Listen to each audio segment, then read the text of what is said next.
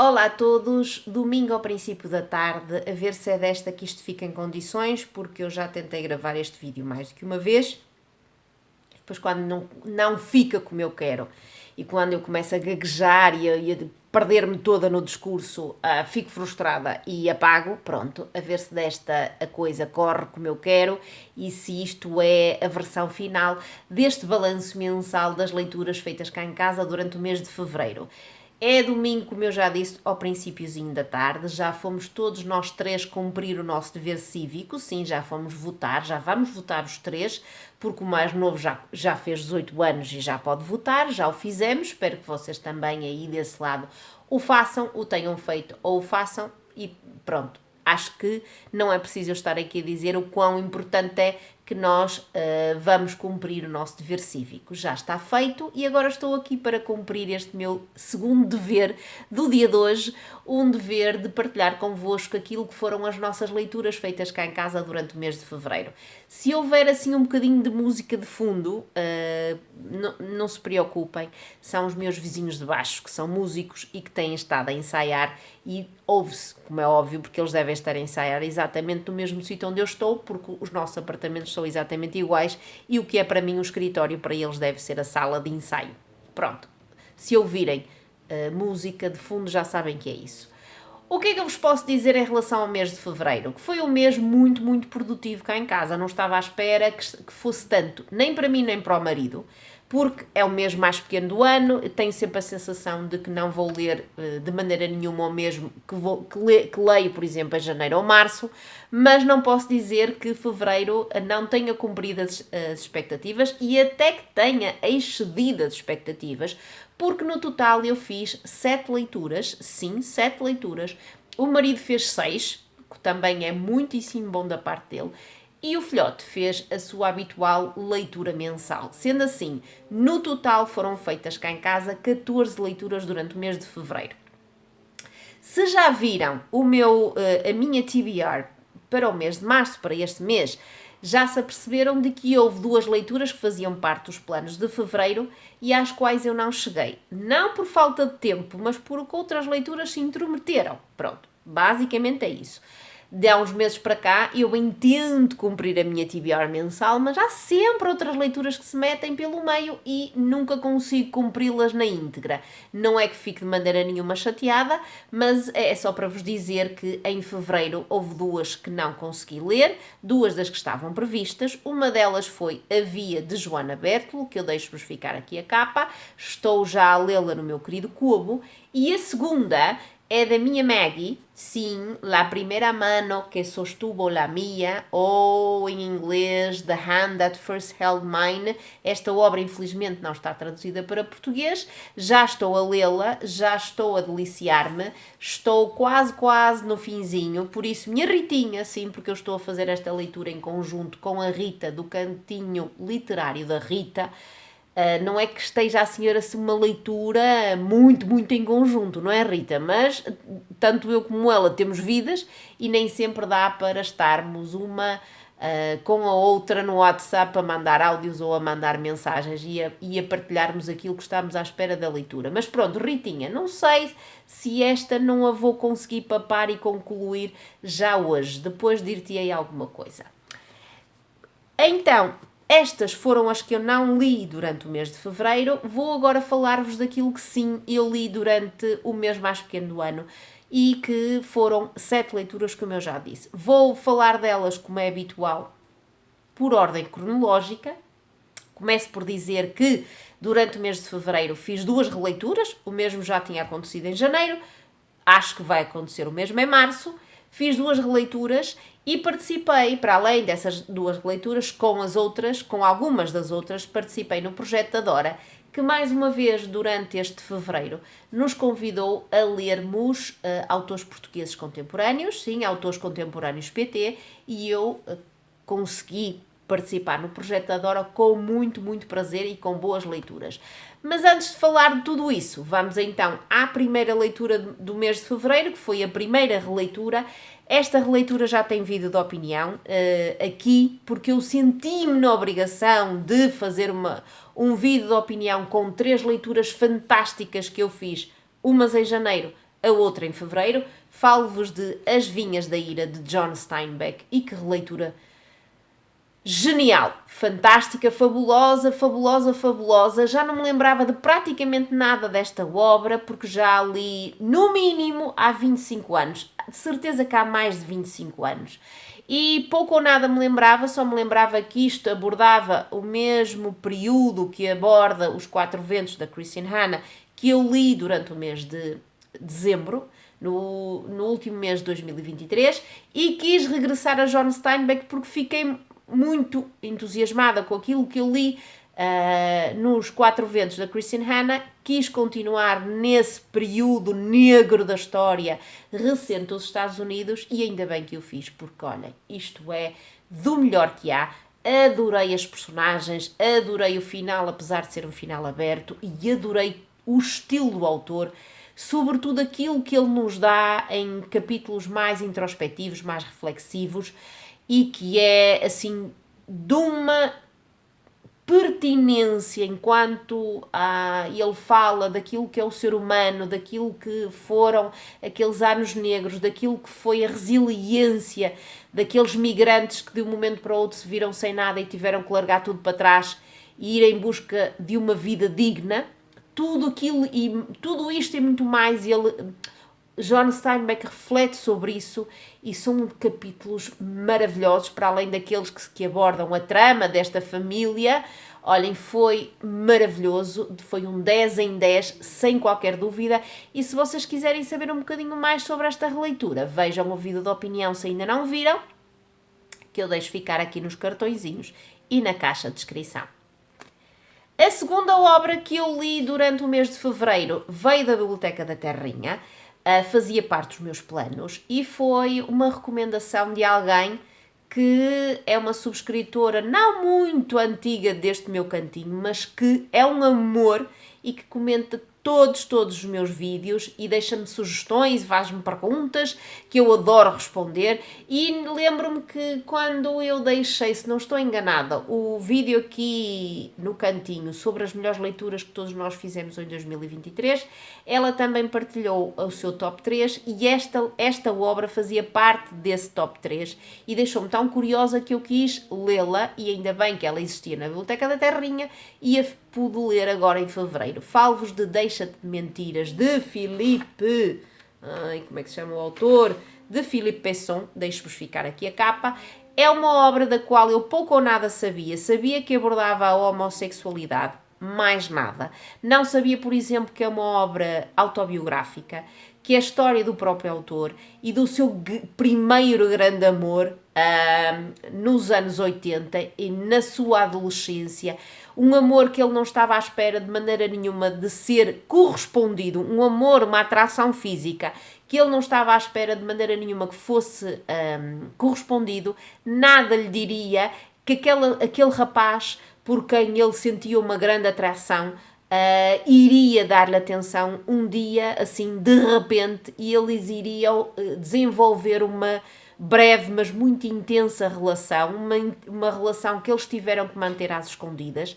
Estamos a falar dos anos 80, estamos a falar em anos em que a homossexualidade ainda era vista muito como um tema tabu, era vista muito, inclusive, por quem tinha, como é que eu ia dizer, preferências homossexuais, se via a si próprio como alguém repulsivo, como alguém que sempre vive e vivia e viveu com aquela sensação de culpa, de algo de contra a natura. É que temos tudo isto ao mesmo tempo que vamos conhecendo esta breve, mas muito intensa relação amorosa, sexual, carnal, com muitas passagens gráficas, é verdade, mas que a mim de maneira nenhuma me incomodaram. Vamos perceber essa relação, vamos perceber o quanto ela foi importante e o quanto ela foi marcante na vida do autor e desse outro rapaz, e vamos perceber isso também porque a obra não só nos leva a esse ano de 1984, mas leva-nos também a outros momentos no futuro, a 2007 e a 2016, e vamos perceber nesses momentos temporais mais do futuro, o quanto esta história foi marcante, tanto para um lado como para o outro, e que esta obra não é nada mais, nada menos do que uma homenagem a essa história de amor, que nos leva a conhecer estes dois rapazes, mas que nos leva também a conhecer aqueles anos 80 que tinham tanta coisa de má, não é? De tabu, de esconder, mas ao mesmo tempo que teve aquelas referências culturais, aquelas referências musicais, aquelas referências de moda que tanto a mim me dizem, não é? Porque os anos 80 foram os meus anos e eu adorei fazer esta leitura, dei-lhe um 9 em 10 e recomendo-a vivamente.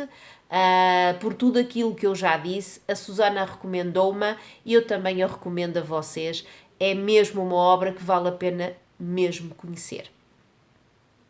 Voltei a seguir, na minha terceira leitura, voltei às releituras e voltei ao meu Julinho, não é? Porque fevereiro, de há uns anos para cá, é mês aqui no cantinho e para mim de releituras de Julinho Diniz. E este ano não foi exceção, é o meu 4º ano e levou-me àquela obra que quando eu conheci o Júlio Diniz pela primeira vez e li tudo aquilo que eu tenho cá em casa dele, esta foi aquela que mais me aqueceu o coração. E eu estava muito, muito curiosa por saber se depois destes anos todos eu iria voltar a sentir esse quentinho, essa preferência por esta obra. E sim, isso aconteceu. Falo-vos, como é óbvio, de Os Fidalgos da Casa Mourisca, desta obra de que eu gosto tanto. Gosto tanto desta edição que eu tenho com esta jacket ou sobrecasaca. E assim, olhem, adoro. E então voltei ao Julinho, voltei aos Fidalgos da Casa Mourisca e deliciei-me com isto. E sim, esta obra continua a ser a favorita de tudo aquilo que eu tenho do Julinho cá em casa. É certo que ainda me falta ler uma obra, mas é uma obra de contos ou novelas que se chama Serões ou da Província ou Serões na Província, é assim qualquer coisa. Ainda me falta ler essa, mas eu acho que esta vai, mesmo faltando esta vai continuar a ser a minha favorita.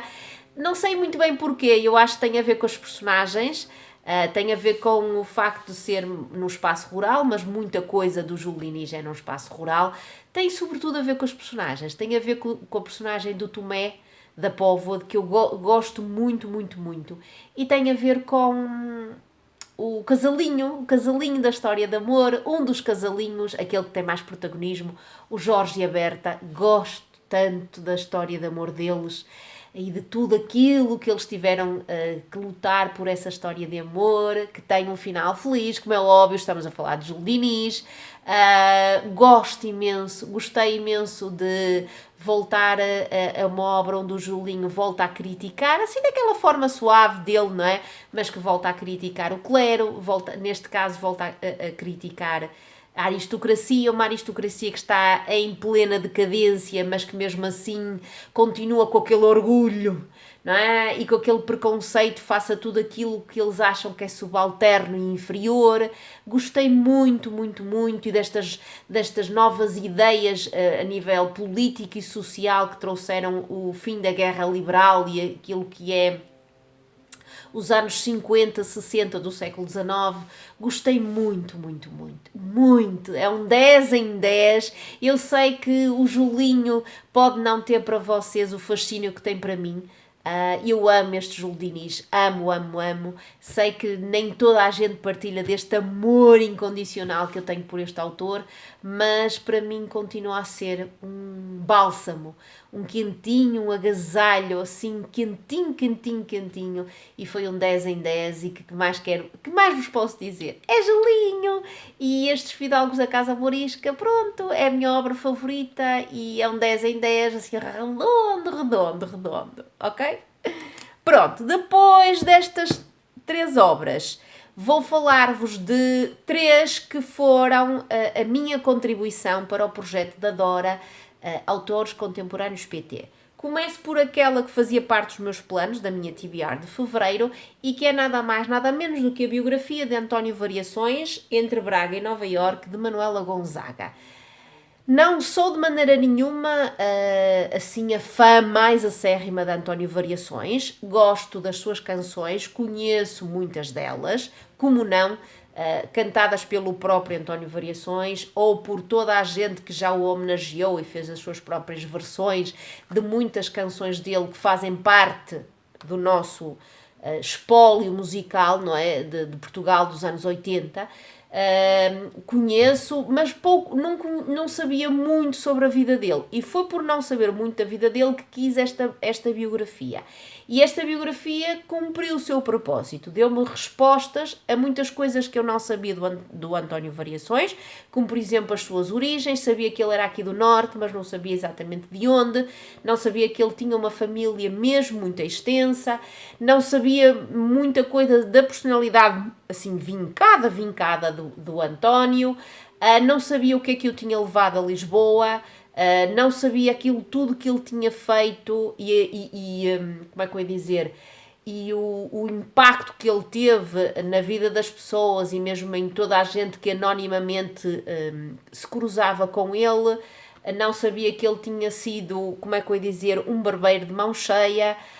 Isso eu não sabia e fiquei a saber através desta biografia. Gostei muito disso, gostei muito de saber o quanto ele teve que lutar para cumprir o seu objetivo de ser cantor e de ser artista e de ser levado a sério enquanto cantor e enquanto artista.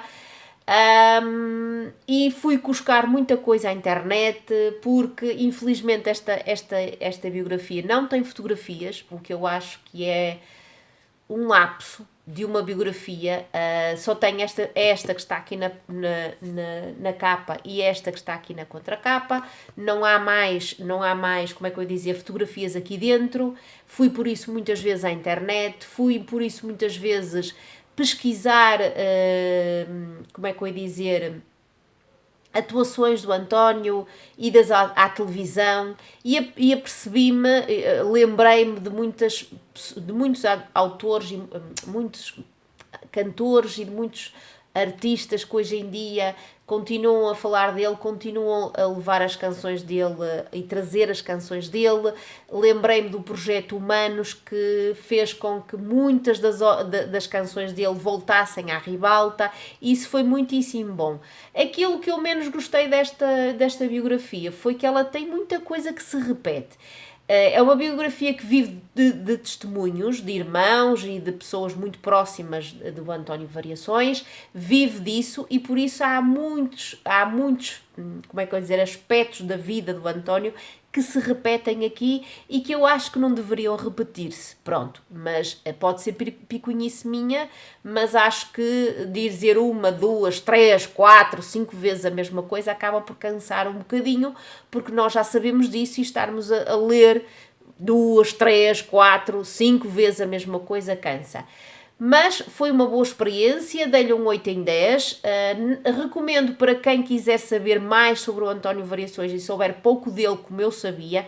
Agora, quem sabe muito dele não vai encontrar aqui novidade nenhuma. Foi um 8 em 10, foi uma boa experiência e foi a minha primeira então leitura para o Autores Contemporâneos PT. A segunda leitura que eu fiz e terceira não faziam parte dos planos para fevereiro. Uma delas intrometeu-se porque veio da Biblioteca da Terrinha, ou seja, ficou disponível só em fevereiro. A outra, pronto, foi assim uma incursão no meu Kobo, não é? Porque o Kobo tem coisas boas e eu quero continuar a dar-lhe utilidade, a dar-lhe uso. E por isso essa terceira obra que eu li, que não fazia parte dos meus planos e que foi a minha terceira obra de uma autora portuguesa contemporânea, lia no Kobo. Mas antes de falar dessa, vou falar daquela que veio da Biblioteca da Terrinha e que é uma obra também bastante recente e que já muita gente aqui no Booktube e não só a recomendou. Falo-vos de... Deixem-me confirmar aqui na cábula. E se eu morrer amanhã, de Filipa Fonseca Silva, que eu vos deixo ficar aqui a capa. É uma obra pequenina, não chega às 200 páginas. E eu sabia de antemão que a protagonista era uma mulher já com bastante idade, sim, uma senhora já nos seus quase 80 anos, e sabia que ela me iria dar uma visão completamente diferente daquilo que estereotipadamente, estereotipadamente, eu bem sabia que não estava a dizer bem a palavra, estereotipadamente nós temos de alguém que já está na terceira idade. Sim, sabia de antemão que ela iria dar uma visão completamente diferente dessa que é habitual nós associarmos a alguém, a uma mulher com quase 80 anos. Sabia disso. Do resto, não sabia de nada. E foi então uma agradável surpresa, porque conheci esta Helena que com praticamente 80 anos leva uma vida completa, uma vida nada habitual, de alguém com quase 80 anos. Uma mulher muito ativa em todos os sentidos, sim, que depois de ter estado casada mais de 40 anos com o mesmo homem, decide, ao ficar viúva, que tem que conhecer da vida aquilo que não conheceu no casamento. E sim, estou a falar sobretudo daquela parte mais íntima, mais sexual. E é uma lufada de ar fresco. Gostei imenso de conhecer esta Helena, gostei imenso de conhecer todos aqueles tipos de artimanhas que ela leva a cabo para que os filhos não percebam dessa vida mais escondida da mãe, filhos e netos, e é assim uma lufada de ar fresco aquilo que ela nos conta, aquilo que nos leva a perceber que muitas vezes a nossa sociedade vê os velhos como já acabados, não é? Como alguém que só pode estar sentadinho à frente da televisão a ver uma telenovela ou a ver esses programas da tarde, ou a jogar umas cartas, ou a fazer crochê, ou então abandonado num lar, lá, sentado, à espera que alguém os mexa. É mesmo uma lufada de ar fresco neste aspecto, perceber que nem tudo que seja velho é sinónimo disso que eu vos acabei por dizer. É muito interessante, é ainda mais interessante perceber que a autora tomou esta ideia de fazer esta obra tomou como exemplo alguém verdadeiramente real que não é esta Helena, mas que esta Helena acaba por ser o reflexo de alguém real que a própria autora conheceu e que também tinha este tipo de comportamentos que a Helena tem. Isso é muito interessante, é também muito interessante, para mim foi muito interessante a relação que, depois da Helena ter que pôr tudo em pratos limpos, a relação que ela começa a estabelecer com a neta, é muito interessante essa relação. Gostei bastante desta obra. Não foi aquela leitura que para mim me arrebatou, porque eu gosto muito mais de obras mais densas, mais tristes, mais sofridas, e esta é uma obra que é, como é que eu ia dizer, que tem sobretudo um tom muito alegre, muito pícaro. É mesmo, para quem gosta e para quem quer uma obra assim, fora do habitual, com um lado muito pícaro, um lado muito alegre e um lado muito para a frentex, vale a pena ler esta obra. E eu gostei bastante, dei-lhe um 7 em 10, não consigo dar-lhe mais porque eu gosto mais de obras, como eu já disse, mais densas e mais sofridas, mas valeu a pena e foi então a minha segunda participação no projeto da Dorinha. A terceira participação e a minha sexta leitura foi aquilo que eu fui ao Kobo buscar, porque está gratuito no Kobo e porque eu já não regressava a esta autora há muito tempo e senti que estava em falta com esta autora que muita gente adora, que muita gente fala aqui no Booktube, e eu falo-vos da Célia Correia Loureiro, acho que não me estou a enganar, deixem-me confirmar, porque enfim, sim, da Célia Correia Loureiro, e falo-vos da obra O Funeral da Nossa Mãe. Até ao momento de eu ter lido este Funeral da Nossa Mãe, eu só tinha lido Demência há bastante tempo, ainda nem cantinho tinha aqui no Booktube, só tinha o blog. E gostei muito do estilo da Célia na altura, gostei muito da trama, gostei muito da história, fez-me sofrer imenso, dei-lhe um 4 estrelas, um 8 em 10, assim, bem composto. Houve uma outra coisa que no Demência, que mexeu um bocadinho com o meu lado profissional, porque havia lá umas incongruências naquilo que são os concursos dos professores. Pronto, foi isso que fez com que eu não lhe desse as 5 estrelas. E fui, como é que eu ia dizer, para este Funeral da Nossa Mãe com algumas expectativas. mas não as pus assim lá no alto para não sofrer nenhuma desilusão. Não sofri nenhuma desilusão de maneira nenhuma. Continuo a gostar muito do estilo da Célia, gostei muito desta história, desta saga familiar, destas mulheres todas que se juntam, estas três irmãs que se juntam, como vocês acabam por perceber pelo título, a quando do funeral da mãe que morre inesperadamente, e elas então têm que se juntar na sua terra natal.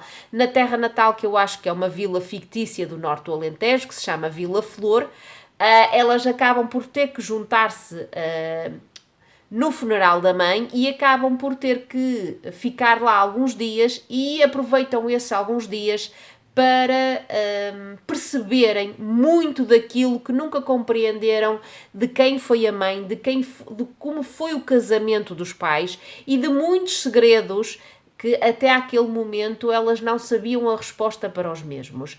É então uma saga familiar como eu tanto gosto, cheia de personagens muito interessantes. Estas personagens, estas três mulheres, gosto muito delas, são todas elas muito diferentes umas das outras, todas elas têm uma visão muito própria daquilo que foi a vida da mãe, daquilo que foi o casamento dos pais, e vão acabar por perceber nestes 3 ou 4 dias que estão juntas que muito daquilo que elas tomavam por garantido não foi exatamente assim.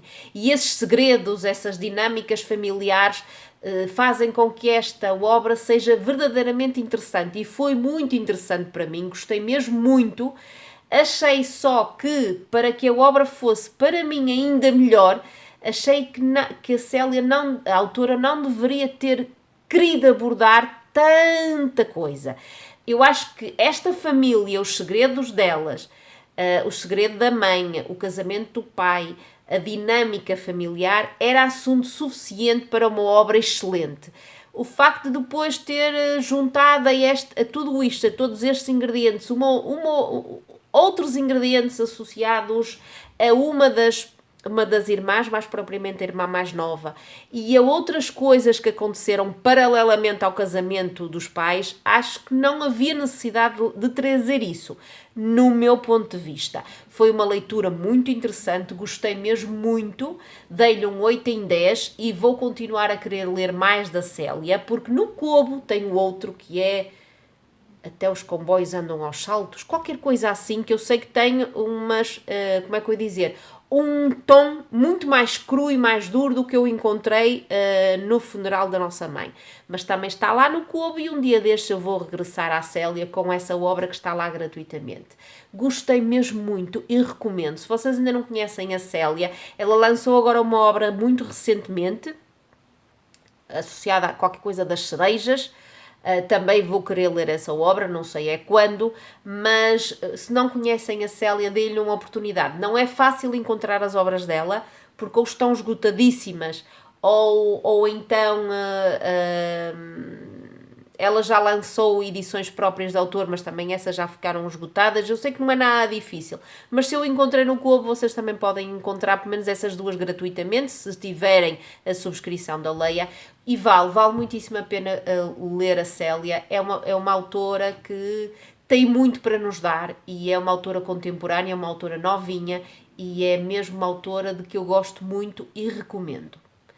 Para finalizar as minhas obras, as minhas leituras de fevereiro, eu trago-vos a minha Almudena Grandes, que me acompanhou ao longo de todo o fevereiro, porque nós temos aqui, como é que eu ia dizer, crónicas que a minha Almudena escreveu entre 1999 e 2002 para o El País Semanal. Sim, eu sabia que a Almudena foi uma colaboradora assídua do El País, e aqui nós temos então artigos que ela escreveu nesse período entre 1999 e 2002, artigos que vão do início de um ano, do início de 1999 a 2002, mas que estão agrupados pelas 4 estações do ano, ou seja, nós começamos com, se eu não estou enganada, a primavera, sim, primavera, verão, outono, inverno, e vamos tendo aqui então traços muito associados à vida da própria Almudena,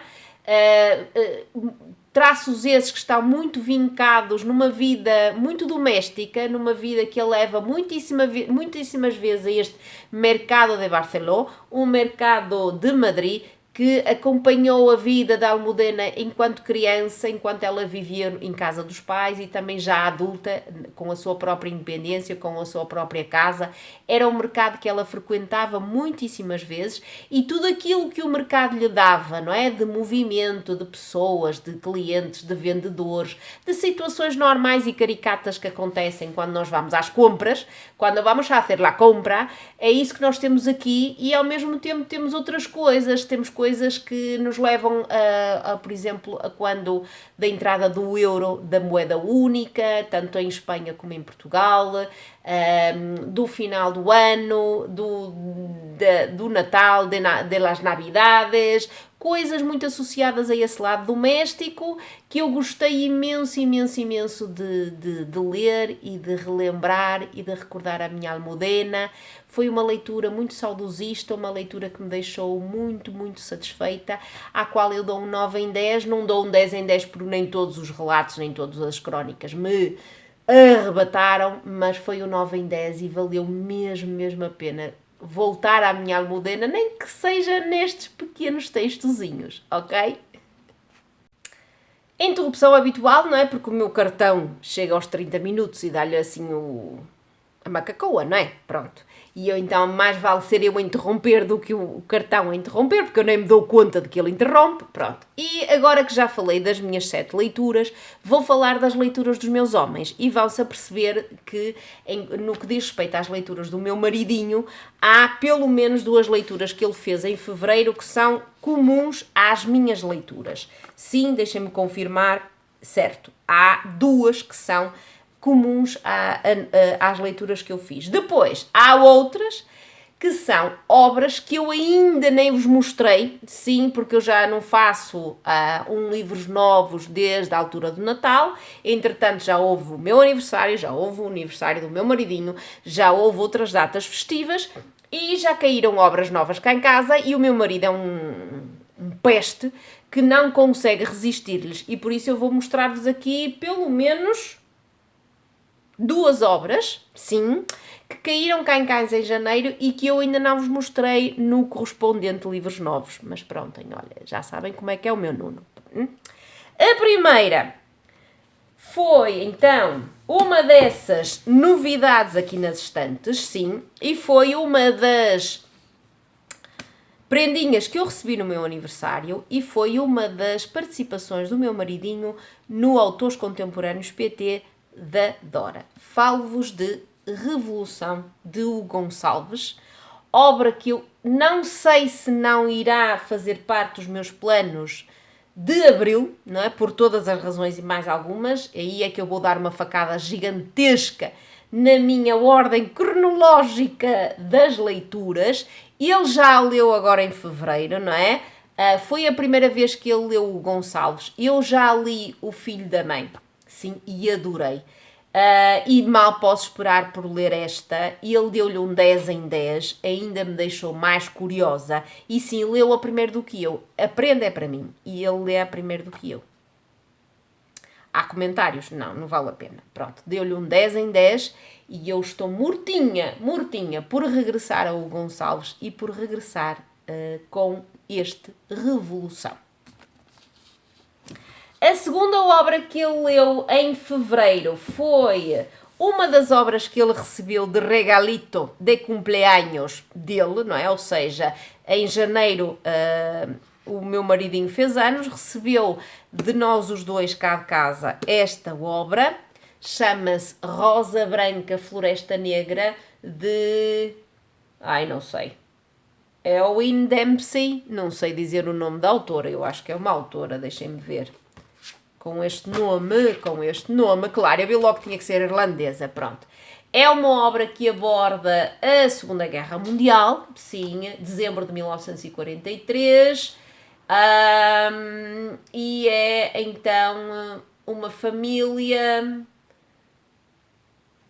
e é na Alemanha, pronto, não vos posso dizer muito mais, mas é a Segunda Guerra Mundial, que o meu marido tanto adora, e ele gostou imenso desta obra, deu-lhe um 10 em 10, não sei se alguém aí desse lado já a leu, eu nunca a vi, ou creio eu que nunca a vi por aqui no BookTube, mas é, para quem gosta de Segunda Guerra Mundial, é uma boa opção, e eu não sei se um dia destes irei ler, ele leu-a e adorou-a e deu-lhe um 10 em 10. As seguintes obras que ele leu foram então da Biblioteca da Terrinha, e foi o Deixa de Mentiras de Philippe Pesson, ou seja, a primeira obra que ele leu em comum comigo durante o mês de fevereiro. Já vos falei de que é que trata esta obra, e ele gostou imenso e deu-lhe um 10 em 10, ou seja, ainda deu mais do que eu, adorou, e por isso somos dois cá em casa a recomendar esta obra de Philippe Pesson, de caráter autobiográfico. Vale muitíssimo a pena, acreditem. A quarta obra que ele leu durante o mês de fevereiro foi então também da Biblioteca da Terrinha, também foi uma participação no projeto Autores Contemporâneos PT, foi uma obra que ele da qual estava há muito tempo à espera da biblioteca. Falo-vos de Júlio Magalhães, que é um dos autores que o meu marido muito gosta. Um Julinho para ele, não é? Eu tive o meu Julinho, ele também teve o Julinho dele em fevereiro. Falo-vos de Júlio Magalhães e da obra Quando Voltamos a Acreditar no Amor. Deixo-vos ficar aí a capa também. Sei que aborda o século XX português, mais propriamente a época das guerras coloniais. Não sei mais do que isto, mas ele amou, pelo que está aqui nas cábulas dele, e deu-lhe um 10 em 10. Não sei se alguém aí desse lado também já leu esta obra. Se já leu e puder dizer alguma coisa aí nos comentários, nós agradecemos sempre, ok? Terceira obra que ele leu da Biblioteca da Terrinha e terceira contribuição dele para o projeto da Dora, Autores Contemporâneos PT, foi a mesma que eu li, E Se Eu Morrer Amanhã, da Filipa Fonseca Silva. Ele adorou, gostou muito mais do que eu, deu-lhe um 10 em 10 e adorou conhecer a Helena e todas as coisas mirabolantes que ela faz com quase 80 anos e que nos faz pensar que a velhice é mesmo alguma coisa que, se nós quisermos, conseguimos combater. Se não estivermos assolados de doenças, há a mesma forma de combater essa velhice, e é isso que faz a Helena, é isso que nos transmite a Helena neste E Se Eu Morrer Amanhã, de uma forma muito alegre, muito caricata, e que vale muitíssimo a pena conhecer. Deu-lhe um 10 em 10, adorou e recomenda vivamente, ok? Falta-me falar então da última obra que ele leu em fevereiro. Não foi exatamente a última, mas é a última que eu vos trago, que é Limpa, de Alia Trabuco Ceran, esta autora chilena, se eu não estou enganada, sim, e que ele já leu primeiro do que eu, não é? É o costume. Estou muito curiosa com esta leitura, pode ser que chegue a ela em outubro, para o meu outubro hispano-americano, e ele adorou e deu-lhe um 10 em 10. Por isso, tudo aquilo que o meu marido leu em fevereiro foi assim um acertar na mousse, porque nenhuma das leituras dele foi menos do que um 10 em 10. Por fim, falar em 10 em 10, falo-vos da única leitura que o mais novo fez cá em casa, que é O Rapaz que Contava Histórias, de Zeina Freylon. É uma autora australiana, sim, e é uma obra que nos leva como é que eu ia dizer, a um menino que vive com a mãe e a irmã num campo de detenção permanente de refugiados. Nunca conheceu nada para além das cercas e das tendas de lona, mas a sua imaginação não tem limites. E eu acho que isto é suculência suficiente para me deixar a mim curiosa e para deixar muitos de vocês também curiosos. É uma obra de caráter juvenil, mas é uma obra que nós aqui em casa recomendamos. O meu filho recomenda vivamente, deu-lhe um 10 em 10 e foi então a leitura mensal dele, neste caso de fevereiro.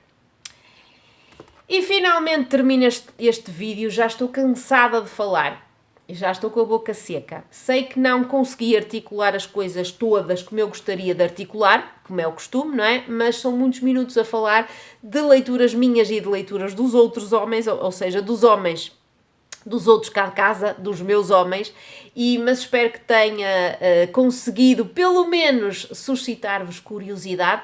Não deixem, por favor, de comentar as nossas leituras de fevereiro, se já fizeram alguma, se ficaram interessados em fazer alguma delas ou muitas delas, que é isso que nós queremos, e porque não, digam aí em baixo aquilo que acharam, aquilo que vocês leram durante o mês de fevereiro, se participaram no projeto da Dora, se participaram noutros projetos, como por exemplo no projeto Ler Ásia da minha querida homónima Aninha, se leram muito, se leram pouco, se fizeram alguma releitura, contem-me tudo aí embaixo nos comentários, não se esqueçam, por favor, porque eu adoro receber os vossos comentários, lê-los, responder aos mesmos, tudo isso, ok? Um beijinho mesmo muito grande e vemo-nos num próximo vídeo. E espero que estejam a ter leituras suculentas agora em março e vemo-nos no próximo vídeo, que deve ser daqui a uma semanita, ok? Beijinhos, bom domingo, leiam muito, tchau, tchau!